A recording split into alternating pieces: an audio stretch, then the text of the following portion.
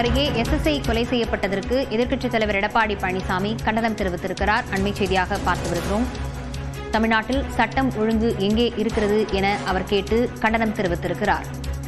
உடுமலை அருகே எஸ்எஸ்ஐ கொலை செய்யப்பட்ட வழக்கில் தமிழ்நாட்டில் சட்டம் ஒழுங்கு எங்கே இருக்கிறது என கேள்வி எழுப்பி எதிர்க்கட்சித் தலைவர் எடப்பாடி பழனிசாமி கண்டனம் தெரிவித்திருக்கிறார்.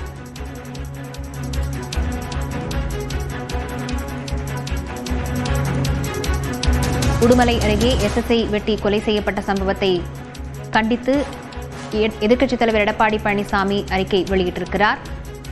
தமிழ்நாட்டில் சட்டம் ஒழுங்கு எங்கே இருக்கிறது என அதில் அவர் கேள்வி எழுப்பினார். சட்டம் ஒழுங்கை பற்றி யாரும் கேள்வி கேட்கக்கூடாது என்பதற்காக திசை திருப்பும் அரசியல் செய்கிறது திமுக அரசு எனவும் அவர் சாடியிருக்கிறார்.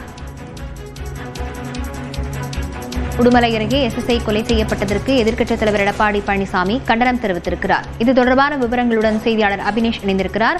அபினேஷ், விரிவாக பதிவு செய்யலாம். லாவண்யா, நேற்று திருப்பூர் மாவட்டத்தில் ரோந்து பணியில் சென்ற எஸ்ஐ சண்முகவேல் கொலை செய்யப்பட்டிருப்பது தொடர்பாக எதிர்க்கட்சித் தலைவர் எடப்பாடி பழனிசாமி தன்னுடைய கண்டன பதிவை தன்னுடைய எக்ஸ் வலைப்பக்கத்தில் குறிப்பிட்டிருக்கிறார். திருப்பூர் மாவட்டத்தில் குடும்ப தகராறை விசாரிக்க சென்ற எஸ்ஐ சண்முகவேல் படுகொலை செய்யப்பட்டிருப்பது என்பது கோவல் காவல் நிலையத்திலிருந்து எஸ்ஐ அறையிலிருந்து ஒருவர் தூக்கிட்ட நிலையில் உயிரிழப்பு என பல்வேறு செய்திகள் வருவதாகவும், எனவே தமிழ்நாட்டில் சட்டம் ஒழுங்கு எங்கே இருக்கிறது என்கிற கேள்வியை எழுப்பியிருக்கிறார்.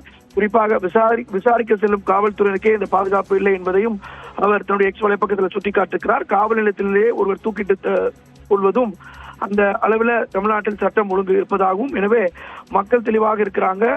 தேவையான பாதுகாப்பை தமிழக மக்களை காக்க தமிழகத்தை மீட்கக்கூடிய வகையில திமுக அரசு தோல்வி அடைந்து விட்டதாகவும், குறிப்பாக இந்த வழக்குகளில் முறையான விசாரணை நடத்திடவும் குற்றவாளிகள் மீது சட்ட நடவடிக்கை எடுக்கவும் திமுக அரசை, குறிப்பாக முதலமைச்சரை வலியுறுத்துவதாக தன்னுடைய எக்ஸ் வலைப்பக்கத்தில் குறிப்பிட்டிருக்கிறார். லாவண்யா, விவரங்களுக்கு நன்றி அபினேஷ்.